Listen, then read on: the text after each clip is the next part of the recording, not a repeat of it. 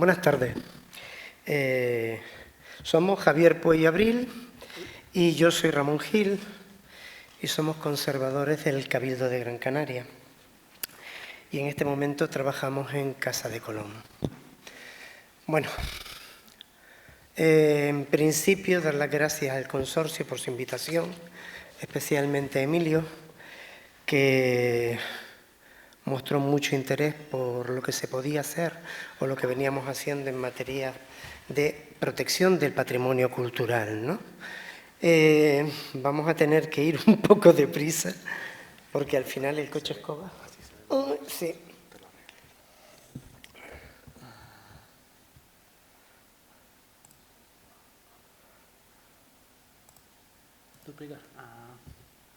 Mejor. Bueno, pues porque al final el coche escoba lo que hace es recoger todos los retrasos. Pero bueno, han merecido la pena. Ha estado muy bien. Gracias a todos los anteriores. Bueno, vamos a ver. Javier y yo vamos a centrar una primera parte de la charla porque la verdad es que todo esto va a resultar como bastante ajeno, me temo, a lo que venimos oyendo. Nosotros la propuesta que hacemos es la de última hora.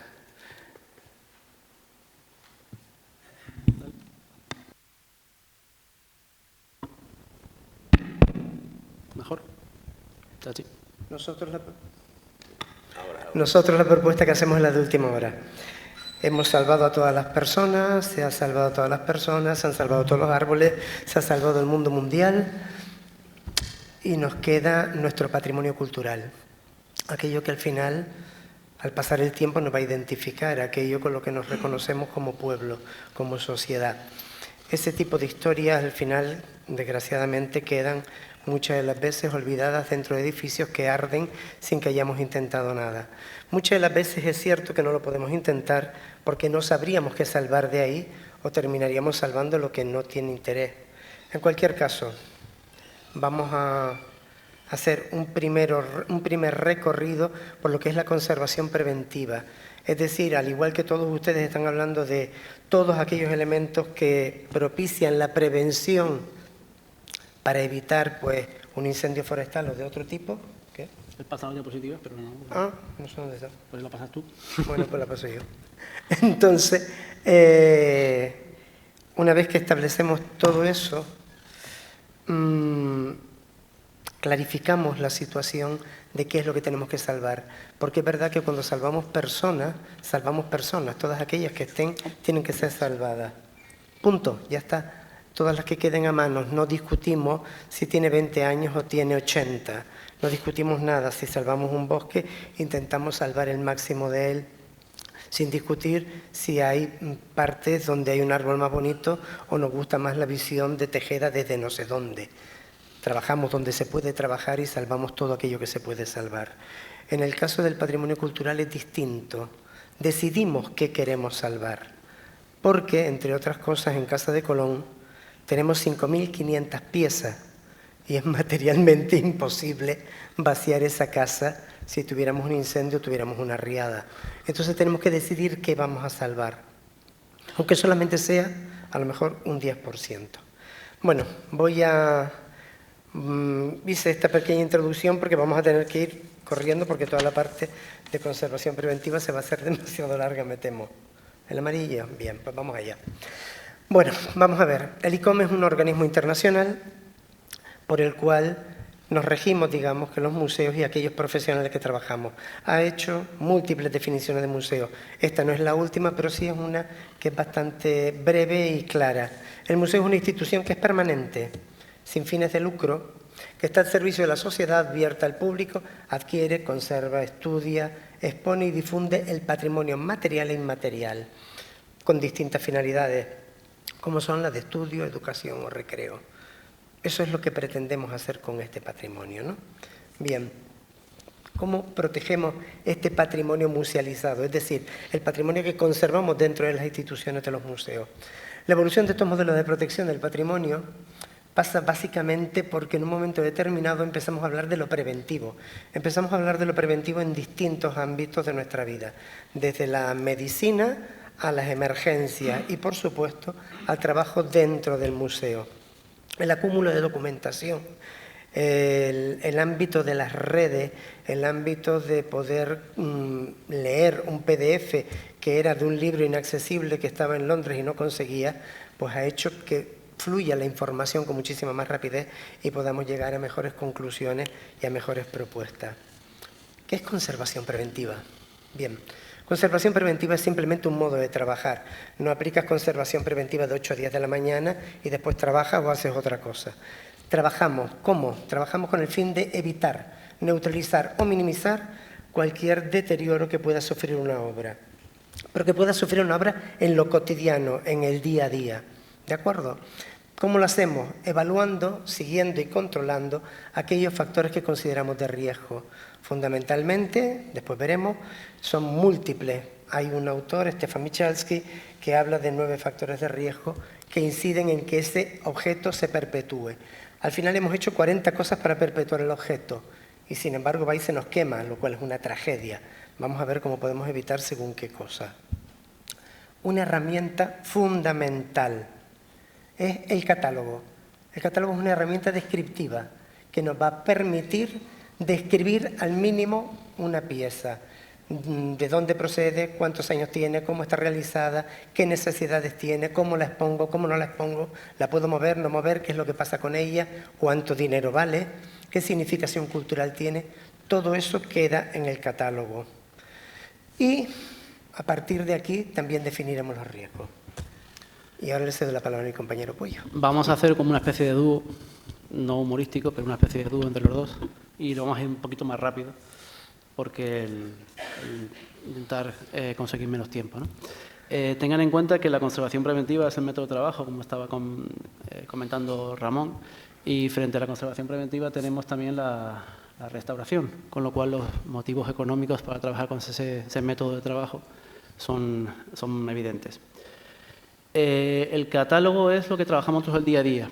Tenemos una base de datos en la cual en ese catálogo está metido toda la información que tenemos de las piezas. En la Casa de Colón tenemos a día de hoy unas 5.500 piezas.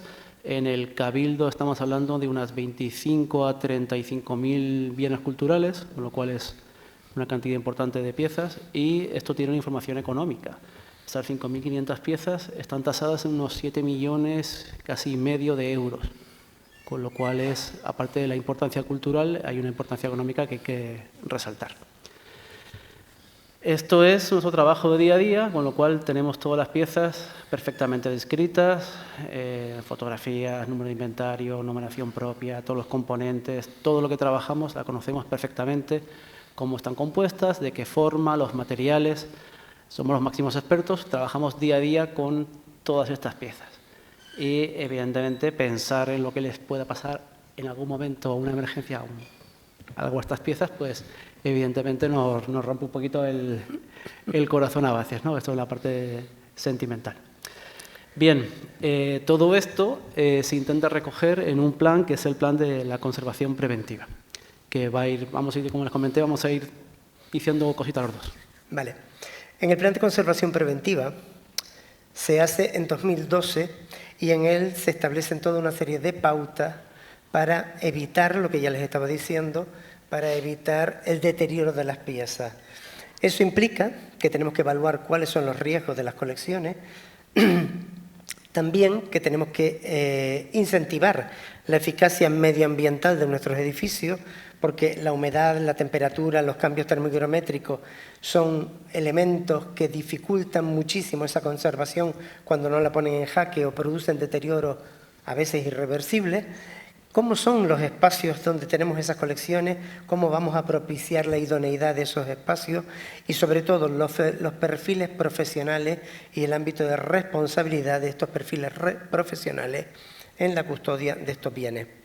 Con ello pretendemos generar un modelo y este modelo lo que persigue es maximizar la sinergia, es decir, de todos aquellos factores que van a favorecer la conservación mediante un sistema sostenible que definimos de relaciones transdisciplinares, es decir, pretendemos que toda la gente que trabaja en el museo trabajen con una coordinación donde la profesionalidad o los perfiles profesionales de cada uno de ellos se solapen con el del otro. Vamos a evitar los estancos porque los estancos nos pueden llevar a que Javier se encargue de una cosa, yo me encargue de la siguiente y en medio quede un territorio muerto por donde se nos cae la obra. Javier estará en parte de mi territorio, yo estaré en parte del suyo, aparte de tener los nuestros. Y eso implica a todos, implica a la gente de mantenimiento, implica a la gente de limpieza, implica a los equipos técnicos, a la gente de difusión, a la gente de comunicación, ¿no? Hay que asumir que hay una especie de territorio contaminado en nuestra propia formación con el trabajo de aquellos que tenemos alrededor. Disculpen. En cualquier caso, todo esto se hace fundamentando en cómo se estructura en torno al objeto los distintos elementos que pueden favorecer la perdurabilidad si los controlamos o favorecer la desaparición de ese bien si no lo controlamos adecuadamente. Fíjense que empezamos con el entorno, con el emplazamiento, el edificio, las salas, las colecciones, los equipos de trabajo, los embalajes hasta llegar al artefacto. El entorno, ¿qué les voy a decir de una riada? Que vamos a hablar de la Dana, de Valencia. Aparte de que es una tragedia sin paliativos que se ha llevado por delante a más de 200 personas, aparte de que se ha llevado y arrastrado vida y arrastrado bienes y arrastrado ilusiones de 1000 personas, es cierto que también ha arrastrado todo lo demás. Es decir, depende del emplazamiento del edificio, depende de cómo lo tengamos controlado, podremos controlar también el que determinadas partes se salven o no, como ya veremos posteriormente. En 2016, el Consejo de Gobierno del Cabildo de Gran Canaria aprueba que este plan de conservación que se crea para Casa de Colón sea considerado un reglamento y es de obligado uso para todos los museos del Cabildo de Gran Canaria, que entre todos, como decía Javier, llegamos a unas 30.000 piezas que van desde manuscritos de Galdós hasta tablas flamencas del siglo XVI o arqueología precolombina del año 3000 a.C. o las magníficas piezas que conserva la cueva pintada de nuestro pasado más remoto. Topa a ti. Bien, esa estructura de Michalski habla de 9 puntos a tratar en el plan de conservación preventiva. Evidentemente a todos ustedes no les va a sonar nada nuevo, pero ahí lo estamos viendo: las fuerzas físicas directas, los robos, vandalismo, pérdida involuntaria, el agua. El cuarto son los xilófagos, insectos y animales dañinos. El 5, los contaminantes. El 6, las radiaciones lumínicas. El 7, la temperatura contraindicada, y la humedad contraindicada sería el siguiente. La temperatura y humedad es algo en lo cual estamos continuamente batallando nosotros. Y el 9 es el fuego. Les vamos a traer también algunos ejemplos de estos puntos y cómo ha variado también en los últimos 20 años, porque tenemos ejemplos de incendios que pasaron en la laguna hace ya unos cuantos años y hace poquito hemos tenido 2 incidentes y se ha mejorado muchísimo las actuaciones. Fíjense: fuerza física directa, choques, vibraciones, abrasiones y gravedad. Y para eso lo que tenemos es, esto es un montaje de una exposición en la Casa de Colón, y lo que estamos viendo es cómo se trasladan las piezas. Esto es la parte también más interesante de esos traslados, es ver todos los embalajes que lleva una pieza para que puedan venir desde Madrid o desde cualquier parte del mundo, no es nada nuevo. Las fuerzas físicas directas, evidentemente, los movimientos internos son movimientos que hacemos entre interiores del museo, hay que tener especial cuidado con todos ellos. Los primeros los podemos controlar, estos directamente no. Aquí, por ejemplo, lo que estamos viendo es una actuación vandálica de hace poquito en Telde, que Ramón les puede contar un poquito. Bueno, la actuación vandálica es que a las 9 de la mañana te llaman que un señor que parecía enajenado se apoyó en una escultura de Plácido Fleita. Hay un grupo escultórico de Plácido Fleita en un parque de Telde que es propiedad del Cabildo de Gran Canaria, y este señor se apoyó, y la primera foto que ven arriba en pequeñito de la prensa es pues cómo quedó la escultura. El hombre la lanzó al suelo y nos quedamos con 7 esculturas en vez de una. Bueno, para empezar, trasladar la pieza es todo un reto, es todo un problema. ¿Dónde la llevamos? ¿Cómo la manipulamos? Grúas, camiones, entrada en el casco histórico con la grúa, policía cabreada, no han pedido permiso. ¿Qué permiso te voy a pedir? Estoy en una emergencia, se me acaba de romper una pieza. no tengo tiempo material de hacer según qué cosa. Las últimas fotografías que ven es cuando se reinstala la obra de nuevo en el parque tras su trabajo de restauración, que fue complejo. Bueno, esto es otra de las restauraciones de urgencia. Vamos a ver, en los museos tenemos piezas que son nuestras, es decir, propiedad, titularidad del Cabildo de Gran Canaria. Hay piezas que no lo son. Esta, por ejemplo, es de la Real Academia de Bellas Artes de San Fernando de Madrid. Son piezas que están depositadas, que nos han cedido en préstamos de larga duración y que tenemos exhibidas en la Casa de Colón. Bueno, pues esto es lo que suele suceder cuando tienes a un grupo de chicos y chicas de 15 años en un ataque hormonal sin medida, corriendo poseídos por todo el museo, mientras sus profesores y profesoras están en la entrada fumando. Bien, bueno, pues el juego consistió en que un niño señalaba un cuadro mientras otro le empujaba el codo por detrás y le produjo un estupendo agujero a un lienzo del siglo XVIII.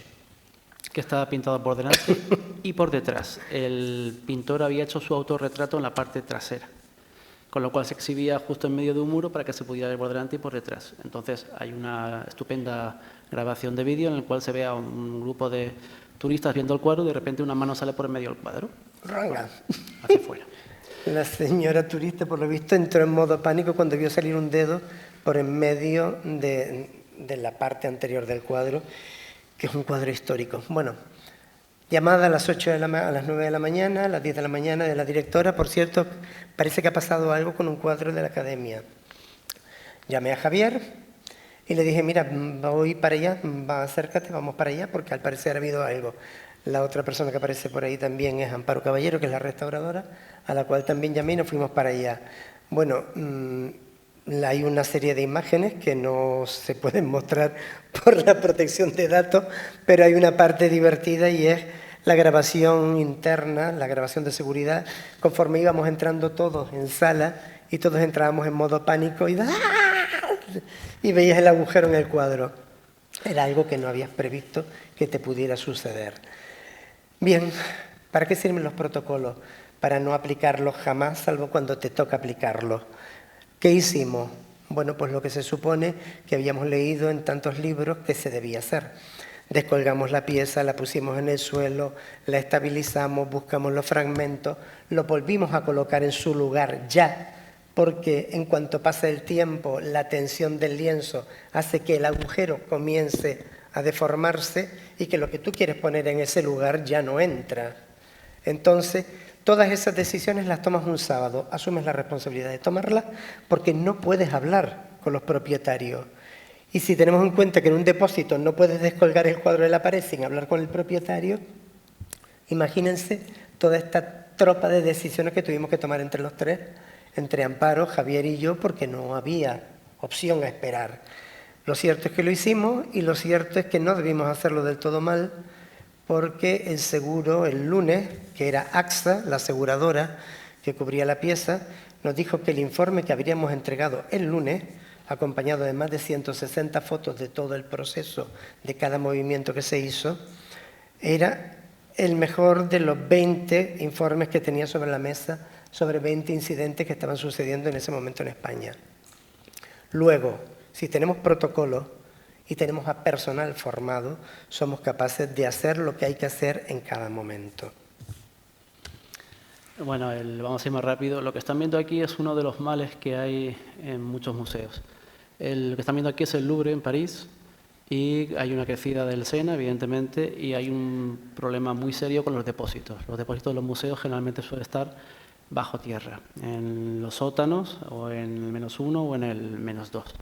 Y eso es un problema tremendo. El Louvre al final ha tenido que construir cerca de París un edificio que ha costado 70 millones de euros para poder ubicar las casi 300.000 piezas que tienen ellos, porque de vez en cuando sucedía justo esto.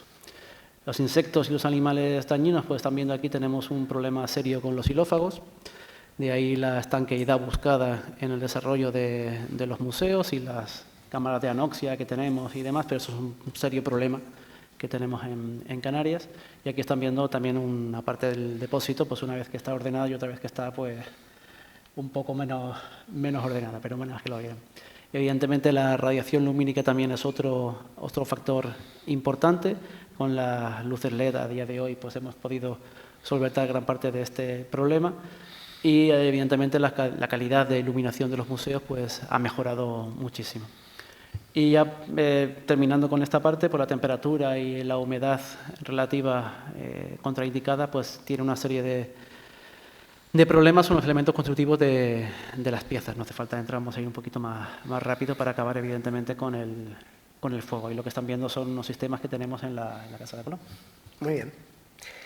Bien, pues al final se supone que esto es lo que debemos hacer, ¿no? Pues si preservamos, que al final es conservar, cuidar, proteger, defender, todo esto, hay que darle forma. ¿Cómo le vamos a dar forma? Bien. Hay una reunión en Banta, a instancias del ICRON, que es un organismo internacional para la protección de monumentos, en la cual se dice que al final la identidad de cada objeto para su pueblo, al final de la suma de esas identidades se obtienen identidades mayores, ¿no? Es decir, todos esos objetos, la pérdida de un objeto, pues yo qué sé, en Burgos, al final es una pérdida para la humanidad, y la pérdida de un objeto aquí en Gran Canaria es una pérdida para la humanidad. Y entonces eso es lo que pretendía Banta, y es que se creara un sentimiento de pertenencia y de comprensión hacia ese patrimonio y lo que dice del ser humano y de su capacidad de crear. En cualquier ámbito, no estamos hablando solamente de pintura, estamos hablando de ciencia, estamos hablando de música, estamos hablando de sabores y de olores, ¿no? El patrimonio es enormemente amplio. En cualquier caso, algo que es una reflexión personal, y es que cada persona al final es el patrimonio humano de un pueblo en el que vive, pero también es un árbol, es el patrimonio natural de ese pueblo. También es patrimonio natural o material de ese pueblo un objeto cualquiera, un aroma, un sabor, un sonido, es el patrimonio inmaterial de un pueblo. Es decir, si preservamos la identidad de quienes somos, habremos de preservar las personas, habremos de preservar los paisajes, habremos de preservar los objetos, porque al final todo ello configura nuestro ámbito cultural en el sentido más amplio. Vamos a ver, y entramos en materia, y es qué vamos a hacer cuando ya todo esto que intentamos con carácter previo no ha sido posible. Y vamos a ver cómo nos enfrentamos a la pérdida absoluta en situación de catástrofe, es decir, guerras, inundaciones, terremotos y volcanes y todo lo demás. Empezamos a mitad del 20 con la Segunda Guerra Mundial. La Segunda Guerra Mundial a nivel de patrimonio y con antelación, especialmente la Guerra Civil Española, tuvieron una importancia fundamental a la hora de establecer criterios, protocolos y adaptaciones de legislación que posteriormente nos llevarían a la protección de ese patrimonio, ¿no? Lo más interesante en cualquier caso es que parte de la Guerra Civil Española y de una propuesta que les va a explicar Javier. Bien, tienen que entender que... 5 minutos, la llevamos clara. Bueno, pues vale, mira qué bien. ¿Al resto le dieron el papel? Sí, también. Sí, ya vimos los tiempos. Vamos a ir más rápido. En la Guerra Civil Española, al tercer día de la guerra, se forma la Junta Delegada de Incautación. Esto es en Madrid, empiezan a entrar en diferentes casas, en diferentes museos y hay una especie de contrabando a nivel bastante elevado de piezas que van hacia Francia. Entonces el Estado lo que dice es, con todos los cuerpos de conservadores, vamos a entrar en esos museos, en esas casas, todas las piezas se van a incautar, se van a guardar en el Museo Arqueológico Nacional, en el Museo del Prado y demás, y luego cuando acabe la guerra pues se le devuelve a sus propietarios. Todo muy bonito de primera idea, bastante complicado al después de la guerra porque hay un patrimonio que no se devuelve, eso no hace falta que se le oculte a nadie. La Junta Delegada de Incautación Republicana y el Servicio de Defensa del Patrimonio Artístico Nacional franquista son los dos únicos servicios que se hablan continuamente durante la guerra para salvaguardar bienes culturales. Eso también es interesante.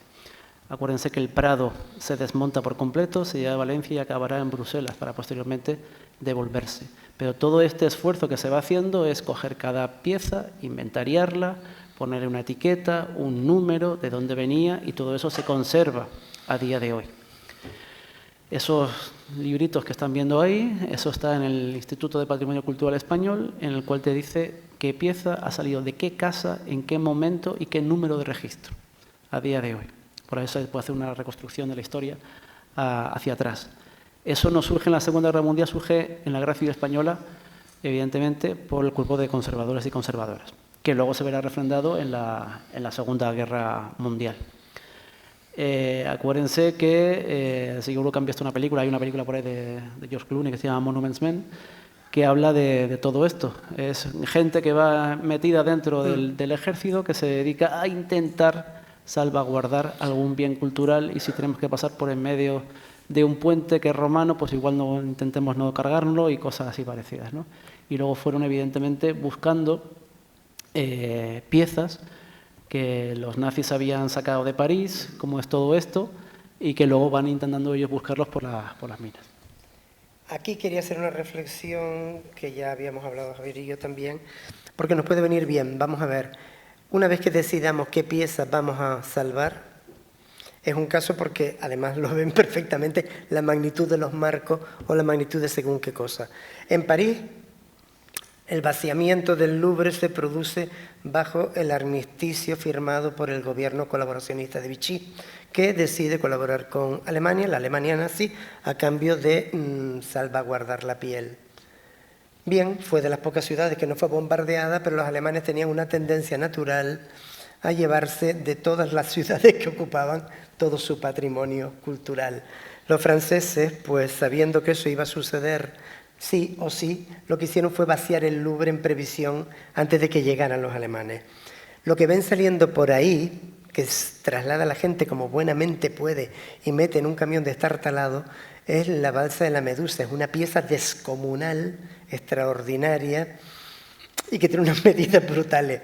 Pero fíjense los marcos, dejamos detrás los marcos que son importantes, pero los dejamos porque no hay forma material de llevarse ese marco. Pero ¿qué vamos a hacer en el caso de una inundación o en el caso de que haya un incendio al final de la galería si tenemos la balsa de la Medusa? Eso no lo puedes sacar, no vas a disponer de 30 bomberos para intentar sacar eso por unas escaleras, que es endemoniado porque se va a quemar el cuadro y vas a perder a los bomberos, puede fallecer gente. Bien, pues hay algo que parece muy peregrino, pero al final es sentido común. Un cúter y cortas el puñetero lienzo a ras del bastidor. ¿Qué has perdido? Has perdido 1 centímetro de pintura. Es así, pero has salvado el cuadro, porque un lienzo después se puede enrollar. Lo puedes tirar al suelo, lo enrollas, te lo metes debajo del brazo y corres que te las pelas. Y habrás salvado la balsa de la Medusa. De otra forma sería imposible. Lo digo porque nosotros en Colón tenemos un espacio endemoniado, con escaleras, con piezas de gran formato en sitios complejos, y evidentemente la ficha de evacuación de esa pieza conlleva la fotografía de un cúter amarillo estupendo para cortarla. Es que no hay otra opción. Seguimos. Lo explicaremos después, pero quería que vieran el marco para que vean a qué nos enfrentamos. Bueno, vamos siguiendo. Esto fue el traslado de la Venus de Milo del Museo del Louvre, o las piezas que yo les contaba que fueron escondiendo en minas, en donde la temperatura y la humedad relativa está más o menos controlada.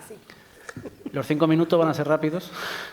Esto es la Catedral de Notre Dame en París en 2019, y aquí nos detenemos un poquito nada más, porque lo que están viendo ustedes en pantalla es la Virgen de Gracia con San Agustín y Santa Mónica. Son 3 esculturas de un caballero que se llama Antón María Marigliano, italiano, que llegaron aquí a Canarias a finales del siglo XVII.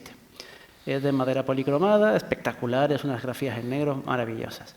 Esas piezas que veíamos antes, las 3, perdimos una en un incendio en el sitio en el que estaba, que era la parte central, y nada más que nos quedaban San Agustín y Santa Mónica. Esas 2 piezas salieron por exposiciones por toda Canarias, en la Güell y la Senda, en la Regenta, pasaron por todas y cada una de las islas para poder apreciarlas. Esas piezas, a la vuelta, se decidió que se iban, ya que eran piezas muy importantes y ya se había perdido la Virgen, meterlas en el obispado en La Laguna. El Palacio Episcopal, entrando a mano derecha, estaban las piezas y adivinen qué pasó, se acuerdan, ¿verdad? Perfectamente. Ese es el palacio, el corredor de acceso y esto es como quedó. Evidentemente perdimos también las otras dos piezas. Parece que el fuego las iba persiguiendo, ¿no? Esto fue un drama absoluto. Creo que fueron 5 horas. Se perdieron más de 300 años de historia, bienes culturales. El archivo histórico, bueno, el archivo documental del obispado estaba en una cámara ignífuga y por eso se pudo salvar. Pero esto fue un drama absoluto.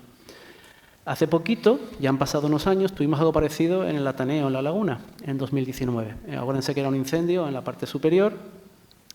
Llegaron las emergencias, empezaron a hacer su trabajo y en ese momento lo que dio tiempo fue a implementar planes que ya estaban trabajados previamente. Y con el equipo técnico y con el equipo de emergencias empezaron a poder sacar las piezas. Y era muy fácil, evidentemente nosotros no podemos estar ahí dentro, que hay una emergencia. Aquí las personas que entran están muy claras y lo que hacen es sacarlo. Lo que sí que podemos hacer nosotros es organizar el sitio donde se van a poner, que está al lado de la catedral, un espacio grande, y cuentan, o yo lo he estado leyendo, que el material de embalaje salió de un camión de bomberos, que yo ahí me quedé, digo, ostras, pues sí, se están haciendo mucho mejor las cosas. Evidentemente se sacaron las piezas como se pudieron, luego ya se podrán restaurar y se podrán hacer, pero se salvó de los 140 bienes culturales, creo que se sacaron 138, o sea, fue un absoluto acierto esta actuación. Y hay gente de más variado pelaje entre el archivo, el comporte de emergencia, gente que estaba por allí, que estaba viendo la emergencia y podía controlar, o sea, fue algo interesante. Y ya para terminar, esto es, supongo que se acordarán, el Tajo Gaite, estamos hablando de La Palma, y estamos hablando de un caballero que es Manuel Pereira de Castro, que es un escultor muy interesante, que tenía ahí su estudio justo al lado de esto. Evidentemente se perdió casi todo. Pudo la familia, pudo salvaguardar algunas de las piezas. Faltaba nada más que unas imágenes de aquello en el que se veía que habían sacado la gente, cuando se acuerdan de Todoque, con la ermita y demás, pues aparte de sacar algunos bienes culturales, se estaban llevando los bancos de la iglesia, que igual tampoco era tan necesario sacarse los bancos, ¿no? Pero bueno, en fin. Esto es con lo que trabajamos nosotros, que es el Plan de Protección de Colecciones ante Emergencias, elaborado por el Ministerio. El objetivo principal está bastante claro. Es un plan en el que está realizado a través de 5 documentos y varias fichas que tenemos que tener realizadas, con 3 ejemplares justo en la entrada, en el puesto de control, junto al de autoprotección, el jefe de emergencia, el director del museo y demás. Es un cuaderno en el que te explica de forma muy clara, muy concisa, pues desde la evaluación de los riesgos, es decir, dónde están las zonas, los bienes culturales, los recursos humanos, los recursos materiales que tenemos, pero sobre todo a nosotros nos interesa mucho el punto 3, que es la jerarquización de las colecciones, es decir, el trabajo que tiene que hacer el personal que trabaja en los museos para hacer una jerarquización de las piezas que tienen que salvarse. Y esto, pedírnoslo a nosotros, es como, ¿a qué tenemos que salvar? ¿A papá o a mamá? Pues tal cual, es bastante complicado. Entonces, ahí están viendo que la rareza o el valor económico, el valor simbólico, al final van jugando todas y tenemos unas peleas estupendas en su momento para ver cuáles eran las piezas que eran más interesantes salvar. Evidentemente, el pendón de la conquista utilizado por los reyes católicos para la conquista en 1478 es una pieza interesante, o la última bandera que se arrió en Cuba cuando se perdió, que también está en la Casa de Colón, pues es interesante, pero también lo pueden ser a lo mejor unos grabados estupendos de Goya, de Rembrandt o una serie de cuadros. Entonces tenemos que tener claro qué es lo que hay que salvar, dónde está y de qué forma se puede evacuar rápidamente y a otro espacio, sin jugarnos nosotros los bigotes. Mismamente. Bueno, este es el plano de la Casa de Colón, uno de los planos. Esta es la planta baja. Esto es un galimatías incomprensible para cualquiera que no trabaje ahí dentro y lleve un tiempo trabajando allí dentro. En cualquier caso, lo que ven al lado es una de nuestras salas. En ese entorno, ¿qué es lo que hace? ¿Qué es lo que hace el plan de emergencia? El plan de emergencia establece una serie de pautas para facilitar la evacuación de las piezas. Nos dice qué piezas son las que hay que salvar, nos dice en qué lugar están y nos dicen cuál es la puerta más cercana para sacarlas. Si nosotros podemos entrar y podemos ayudar a los servicios de emergencia o los bomberos que estén trabajando, lo haremos. Si no podemos entrar, ellos tendrán una ficha donde dirán, a partir de esta puerta sigues recto, miras a la izquierda y te encuentras este cuadro. Cuando te encuentres este cuadro, lo cortas, te lo metes debajo del brazo y lo sacas. Punto. ¿Sabes? Porque es que no hay tiempo ni para decidir, ni para pensar, ni para llevarte el cuadro que está al lado, el que está después, porque a lo mejor el de al lado, el de después, no vale un pijo. Y te has dejado el que realmente valía. Entonces, ¿cómo se colocan ese tipo de materiales? Para efectivamente facilitar el trabajo mañana si fuera necesario. Bueno, pues hay una propuesta para un vaciado sistemáticamente prefijado. Tenemos que establecer con antelación cómo demonios vamos a vaciar esto. Este es el depósito de peines. Los peines son unas estructuras verticales donde colgamos cuadros por delante y por detrás, ¿no? Como verán, ese que está entreabierto está al fondo. El pasillo ese es por el que accedemos. Y el peine que está entreabierto está en el fondo, a la pared, ¿no? ¿Qué es lo que hemos decidido? La decisión es, cada peine solamente vamos a poner la pieza más relevante por la cara anterior. ¿Para qué? Pues para poder abrir el peine y no tener que cerrarlo, no perder tiempo en cerrarlo. Me llevo esos cuadros y abro el peine siguiente. Me llevo lo que hay y abro el peine siguiente. Eso significa que puedo ir mucho más deprisa porque todo aquello que me interesa está en la cara frontal y está a escasos 2 metros de la puerta de la calle. ¿Vale? De este modo vas abriendo y hemos conseguido, bueno, pues teniendo en cuenta que la estructura del espacio que tenemos es la que tenemos, hemos conseguido salvar unos 11, 12 peines en su cara frontal de 40 en total.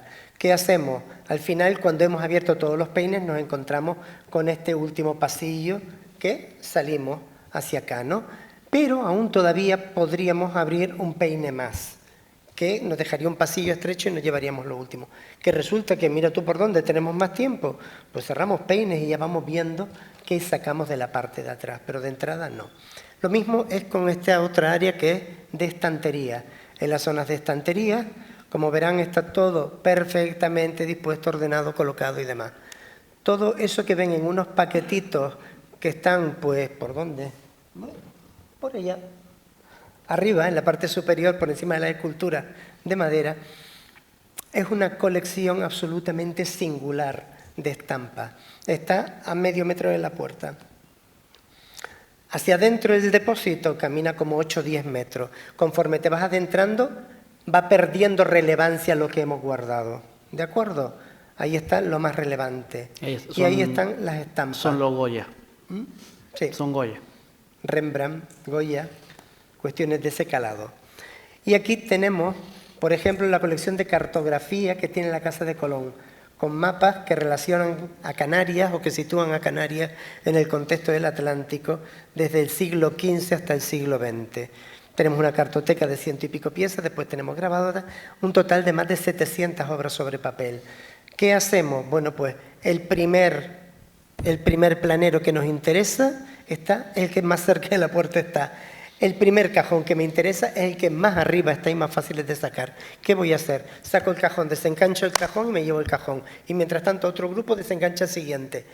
Entre 3 o 4 vaciamos y nos llevamos 1000 piezas en cuestión de 10 minutos, 5 minutos. Y por último, la museografía.